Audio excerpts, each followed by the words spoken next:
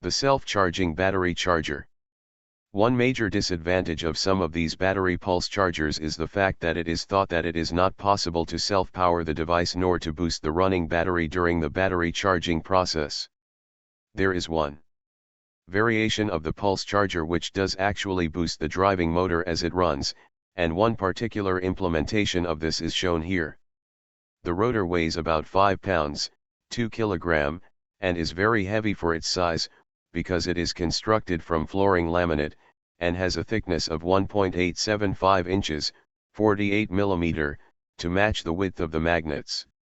There are 10 magnets size 1.875 times 0.875 times 0.25, 48 mm times 22 mm times 6 mm, which are assembled in pairs, to produce the most evenly matched magnetic sets possible.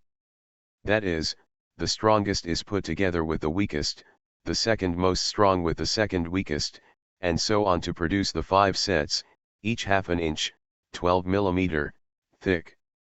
These pairs are embedded in the rotor at equal 720 centers around the edge of the rotor. The battery pulsing produced by the circuit is the same as shown in John Bedini's patent already mentioned.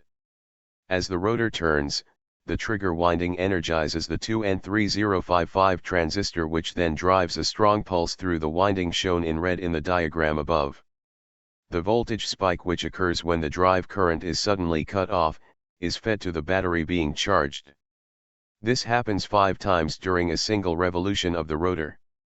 The clever variation introduced here, is to position a pickup coil opposite the driving/charging coil. As there are 5 magnets, the drive/charging coil is not in use when a magnet is passing the pickup coil.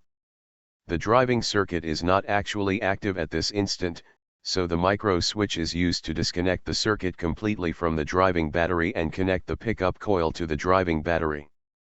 This feeds a charging pulse to the driving battery via the bridge of 1N4007 high voltage diodes.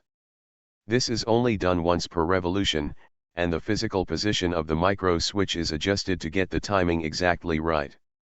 This arrangement produces a circuit which, in addition to pulsing the battery bank under charge, but also returns current to the driving battery. Another variation on this theme is shown on YouTube, where an experimenter who calls himself Daft Man has this video explaining the circuit he uses in his Bedini-style battery charging motor. YouTube.com watch, and his video of his motor running can be seen at www.youtube.com watch, and his motor has been running for months in a self-powered mode.